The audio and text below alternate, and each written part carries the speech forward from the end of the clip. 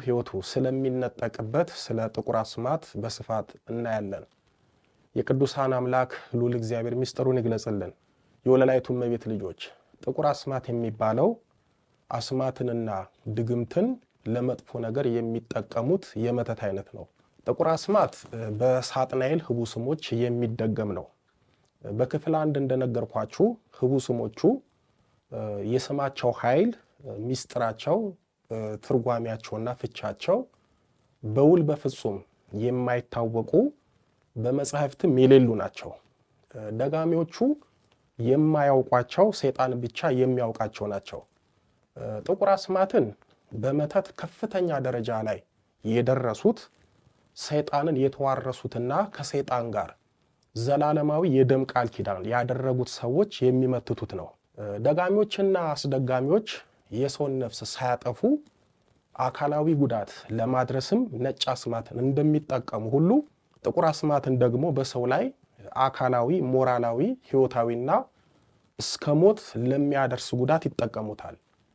ጥቁር አስማት ከነጭ አስማት የሚለየው አንዱ አስማተኞቹ ወይም ደጋሚዎቹ አካላቸውን ለምሳሌ እጃቸውን፣ እግራቸውን፣ አይናቸውን፣ ጣታቸውን፣ የወለዱትን ልጃቸውን አሊያም የደረሰ ጽንስን እንዲሁም ለሩካቤ ስጋ ያልደረሰ ድንግልናው ያልፈረሰ ማለትም ህፃን ልጅ፣ ከፍ ያለ ልጅ አሊያም የትኛውም ሰው ይሁን ገድለው አስገድለው ደሙን አካሉን ለሰይጣን ገብረው የደም ቃል ኪዳን ተገባብተው የሚያደርጉት ነው።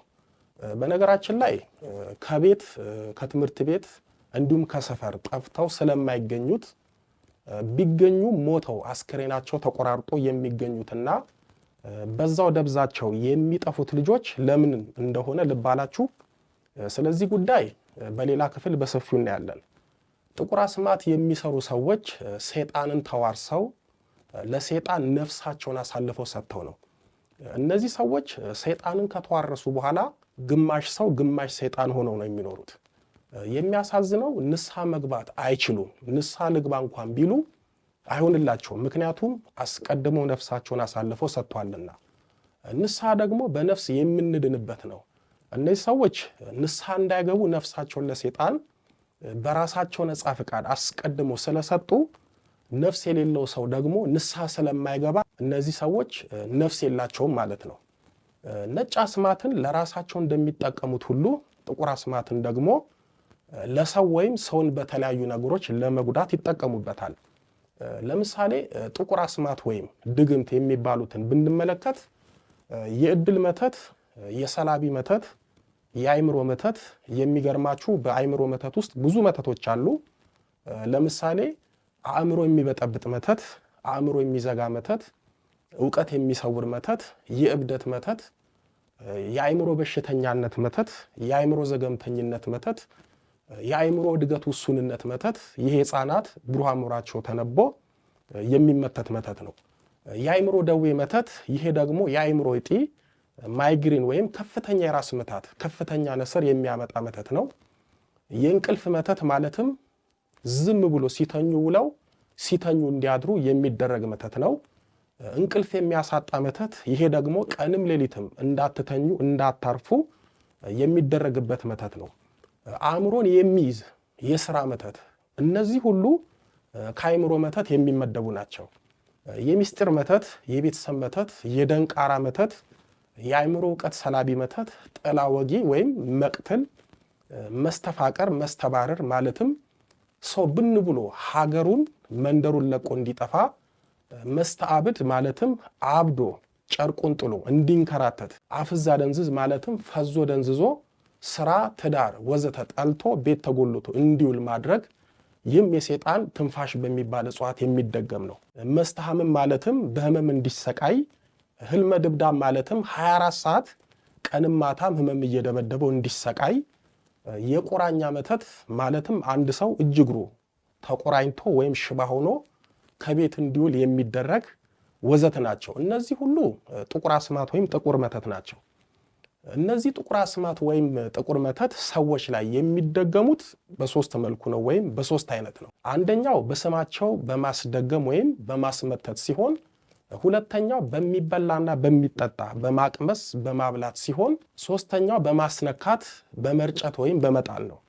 እነዚህ መተትና የመተት አይነቶች ሰዎች ላይ በልብስ ለምሳሌ ከላይ በሚለበሱ እስከ ውስጥ ልብሶች፣ በቁስ ወይም በዕቃ ለምሳሌ በደብተር፣ በእስክሪፕቶ፣ በመኪና፣ በብር ወዘተ፣ በምግብ ማለትም በሚበላ በሚጠጣ እንዲሁም በወዝ ወይም በላብ በፀጉር ወዘተ የሚደገሙ ናቸው።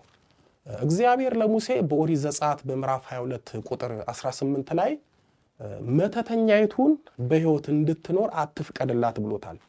እንዲሁም በኦሪት ዘዳግም በምዕራፍ 18 ቁጥር 11 ላይ አስማተኛም መተተኛ በድግምት የሚጠነቁልም መናፍስትንም የሚጠራ ጠንቋይም ሙታን ሳቢም ባንተ ዘንድ አይገኝ በማለት አስጠንቅቆታል። ዛሬ እግዚአብሔር ባንተ ዘንድ አይገኙ ብሎ ለሙሴ ያስጠነቀቀው በአንዳንድ በእኛው አባቶችና አገልጋዮች ዘንድ መኖሩ ያሳፍራል። ልበ ደንዳናው ፈርዖን የእግዚአብሔርን ታምራት በሙሴ ላይ ሲገዳደር የነበረው በመተተኞች ነበረ። በተለይ ሙሴ በእግዚአብሔር ኃይል ታምራትን ሲያደርግ፣ ፈርዖን ደግሞ መተተኞችን፣ ጠንቋዮችን፣ አስማተኞችን ጠርቶ በአጋንንታዊ ጥበብ በትራቸውን እባብ እያደረጉ የፈርዖንን ልብ ከባልጩት ድንጋይ ይልቅ ሲያጸኑት፣ በእግዚአብሔር ታምራት እንዳያምን ሲያደርጉት፣ በአስማታቸው ሲያዘናጉት እንደነበረ ነቢዩ ሙሴ በኦሪት ዘጸአት በምዕራፍ 7 ቁጥር 11 እስከ 12 ላይ ጽፎ አስቀምጦልናል። እዚህ ላይ ልብ ልትሉት የሚገባው ነቢዩ ሙሴ ቅድመ ልደተ ክርስቶስ ከ3600 ዓመተ ዓለም በፊት የኖረ አባት ነው። ክርስቶስ ከተወለደ ደግሞ በእኛ 2016 ዓመት ነው። ዓመተ ፍዳንና ዓመተ ምሕረትን ስንደምር በአጠቃላይ ሙሴ ከዛሬ 5600 ዓመታት በፊት የኖረ ነው። እነዚህን ሺህ ዓመታቶችን ደምሬ የነገርኳችሁ የሰው ልጅ መተት፣ አስማት፣ ድግምት፣ ሟርት፣ ጥንቆላን፣ ክፉ መናፍስትን ጠርቶ ማናገርን፣ በክፉ መናፍስት ሰዎችን መጉዳትን የጀመረው አሁን ሳይሆን ከ5000 ዓመታት በፊት ነው። ስለዚህ የሺዎች ዓመታት ልምድና ልምምድ አለው። ነገር ግን እኛ ስንናገር ስናስተምር አዲስ መሰለ። እስራኤል በመተት እግዚአብሔርን ባስቆጡት ጊዜ በትንቢተ ኢሳይያስ በምዕራፍ 47 ቁጥር 9 ላይ የወላድ መካንነትና መበለትነትን በድንገት ይመጣብሻል፣ ስለ መተቶችሽ ብዛትና ስለ አስማቶችሽ ጽናት ፈጽመው ይመጡብሻል በማለት መተትን እንደሚያበዙ በጨለማ መንገድም እንደሚጓዙ፣ በዚህም ነቢያትን ነገስታትን ወልዳ እንዳልወለደች መካን እንደምትሆን ነግሯታል። በባቢሎን በስተደቡብ በኩል የነበረው ሀገር ከላውዶን ይባላል። በዚች ሀገር የሚኖሩ ሰዎች ወይም ህዝቦች ደግሞ ከለዳውያን ተብለዋል። ከለዳውያን በጥንት በከዋክብት ጥናት በአስማትና በመተት እንዲሁም በአምልኮ ጣዖት ይታወቁ ነበር። ይህም በትንቢተ ዳንኤል በምዕራፍ 2 ቁጥር 10 እና በትንቢተ ዳንኤል በምዕራፍ 8 ቁጥር 10 ላይ ተጽፏል። ከነናውያንም እጅግ በጣም አስቸጋሪ አስማተኞች፣ መተተኞች፣ ሟርተኞች፣ ሞራ ገላጮች፣ በድግምት የሚጠነቁሉ መናፍስትን ጠሪዎችና ሙታን ሳቢዎች እንደነበሩ በኦሪት ዘዳግም በምዕራፍ 18 ቁጥር 9 እስከ 14 ላይና በአንደኛ ሳሙኤል በምዕራፍ 28 ቁጥር 9 እስከ 1 ላይ ተጽፎ እናገኛለን። የሕዝቅያስ ልጅ ምናሴም መተተኛም ነበር ተብሎ ተጽፏል። ምናሴ በኢየሩሳሌም ለ55 ዓመት ነግሶ ነበረ።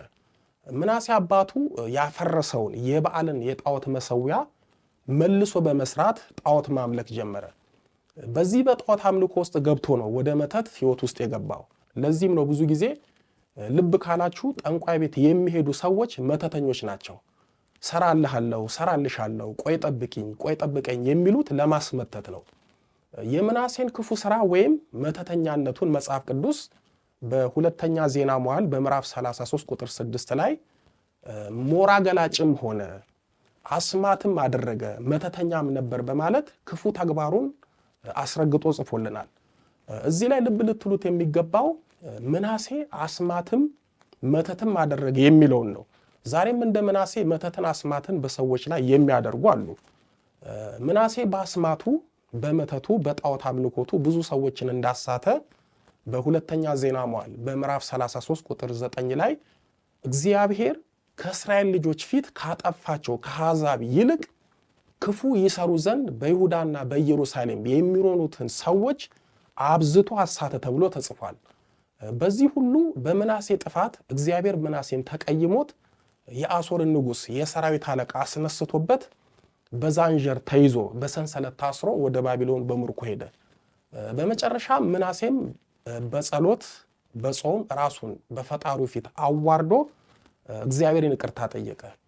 አስማቱን መተቱንም ከሕይወቱ ጣዖቱን ከእግዚአብሔር ቤት አርቆ ከእግዚአብሔር ጋር ታርቆ ኖሯል።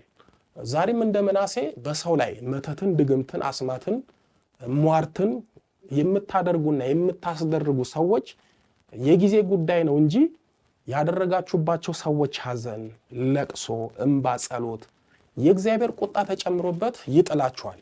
እግዚአብሔር እንደ ምናሴ ያዋርዳችኋል። ሀብተ መርገም የነበረው የሕገ ልቦናው ሰው በለዓም መተተኛ ወይም አስማተኛ እንደነበረ መጽሐፍ ቅዱስ በኦሪት ዘኍልቍ በምዕራፍ 24 ቁጥር 1 ላይ አስቀድሞ ያደርግ የነበረውን አስማት ይሻ ዘንድ አልሄደም በማለት በለዓም በፊት አስማትና መተት ያደርግ እንደነበረ አጋንንታዊ ጥበብ ይጠቀም እንደነበረ የሚያሳይ ነው። ባላቅ በለዓምን ያዕቆብን እርገምልኝ እስራኤልን ተጣላልኝ ሲለው በለዓም አስማትን በአፉ አድርጎ ሳይረግም በፊት እግዚአብሔር ቃሉን በበለዓም አፍ አድርጎ ያዕቆብን እንዲመርቅና እንዲባርክ ብሎም የክርስቶስን መወለድ ትንቢት እንዲናገር አደረገው። ኦሪት ዘኍልቍ ምዕራፍ 23 ቁጥር 16 እና ምዕራፍ 24 ከቁጥር 1 እስከ 9 መመልከት ይቻላል። ስለ መተት፣ አስማት፣ ድግምት፣ ሟርትና ክፉ መናፍስትን ጎትቶ ስለማውራትና በሰዎች ላይ ክፉ ድርጊት ስለማድረግ ጥንታዊ መነሻውንና ታሪካዊ ዳራውን ከመጽሐፍ ቅዱስ በማስረጃ እንደነገርኳችሁ ሁሉ ስለ መተት ወደ ገድለ ቅዱሳን ጎራ ብለን እንመልከት። ወደ ገድለ ቅዱሳን ስንገባ ዛሬ ጆሮ ጭው ልብ ክው የሚያደርግ ለማመን የሚከብድ ሆኖ የምንሰማው በተለይ ሰዎችን በመተት መግደል ጥንት እንደነበረና በቅዱስ ላሊበላ ላይ እንዴት እንደተፈጸመ እንመልከት። ገድለ ቅዱስ ላሊበላ እንደሚነግረን ላሊበላ የአባቱ ልጅ የሆነች ክፉ እህት ነበረችው። ክፉ የሆነችው የቅዱስ ላሊበላ እህት ክፋት ገድሉ እሷም በስራዋ የከፋች የኤልዛቤል የግብር ልጅ የሄሮድያዳ ሁለተኛ ወንድሙን የገደለ የቃየል ወገን ናት በማለት ይገልጻታል። ዛሬም እንደ ቅዱስ ላሊበላ እህት በስራቸው የከፉ ስንቱን በመተት ወደ ሞት የገፉ እድላቸውን የሞጨለፉ የገፈፉ ሕይወታቸውን የዘረፉ በጥላ ወጊ ገድለው ያስደፉ ስንት ኤልዛቤሎችና ቃየሎች በዘመናችን አሉ። የቅዱስ ላሊበላ ወንድም ሐርቤ ነክሶ በነበረበት ወቅት ወንድሙ ላሊበላ እንደሚነክስ ትንቢት በሰማ ጊዜ ላሊበላ መንግስቱን ቀምቶ የሚወስድበት ስለመሰለው በላሊበላ ቀናበት፣ ታወከም። አንድ ቀን ላሊበላ ሆዱን አሞት ኮሶ ጠጣ። የጠጣውም ኮሶ እጅጉን ስላደከመው ደክሞተኛ። የላሊበላ እህትም የሚገድል መርዝ በጽዋ ሞልታ ላከችለት። ላሊበላ እንዲጠጣ እህቱ የላከችለትን ገዳይ መርዝ ገድሉ በስራይ ወይም በመተት የሚችሉት መስሏቸው ተጠበቡበት የሚለው ቃል ምን ያህል በመተት ላሊበላ እንዲሞት መልፋታቸውን ያሳያል። ላሊበላም ጠላ መስሎት አንስቶ ከቤተሰብ ዲያቆን ለሆነው ልጅ አስቀድመ ጠጣና ባርከ ስጠኝ አለው። ቀምሶ መስጠት ልማድ ነውና ዲያቆኑም ጠጣ። ወዲያውም ማስመለሰው ሞተ። ዲያቆኑ ያስመለሰውን የመተት መርዝ ውሻ ላሰው፣ ውሻውን ፈጥኖ ሞተ። ላሊበላም ዲያቆኑና ውሻው በሱ ምክንያት እንደሞቱ አስቦ ደረቱን እየደቃ እያለቀሰ ወዮልኝ፣ ይህ መርዝ የተደረገ ስለኔ አይደለምን? ዲያቆኑም ሆኑ ውሻው የሞቱት በኔ ምክንያት ነው፣ በደሌ በስቶ በኔ ምክንያት እኚህ ሞቷልና በማለት የስራይ መተት የተደረገበትን ወይም የተመተተበትን መርዝ እሱም ጠጣ። ላሊበላም በጠጣው የስራይ መተት እጅጉን ደከመና ሞተ።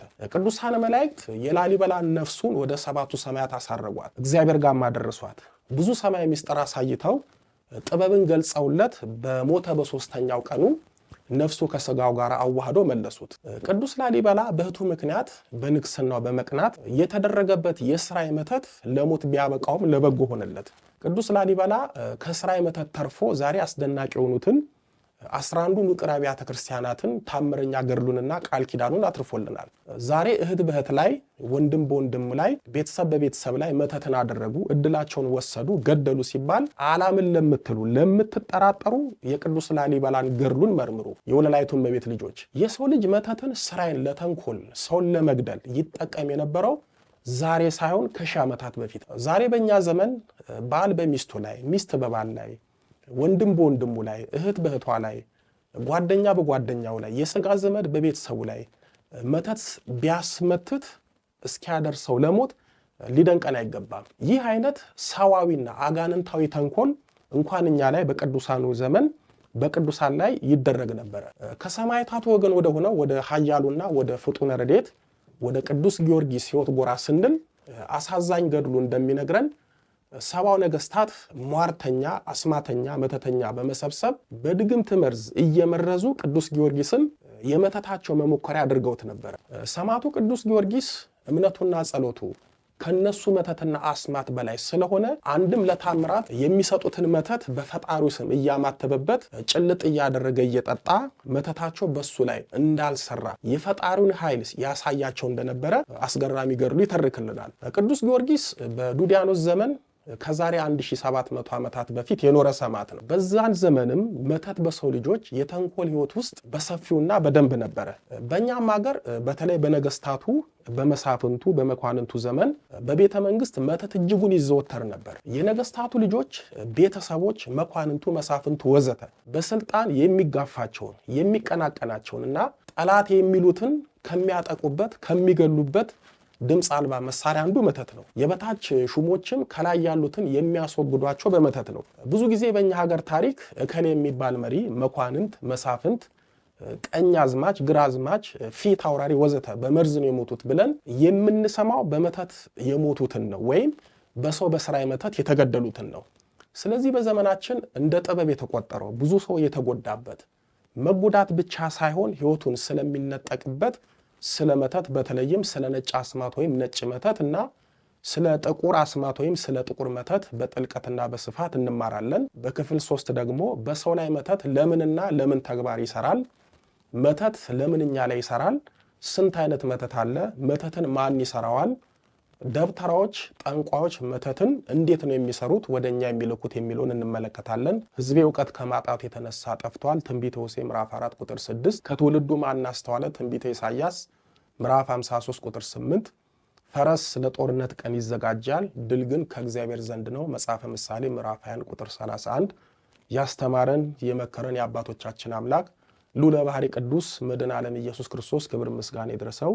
ድንግል ስንላት ጌታን ወልዳ የተገኘች፣ ጌታን የወለደች ስንላት ድንግል የሆነች፣ ስሟን ለመጥራት ከሰማይ ከምድር የከበደች መንበረ ፀሐይ መንበረ ሥላሴ ንግሥተ ሰማይ ወምድር የጌታችን የመድኃኒታችን የኢየሱስ ክርስቶስ እናት ወለላይቱ እመቤት ድንግል ማርያም ምስጋና ይድረሳት። አሜን።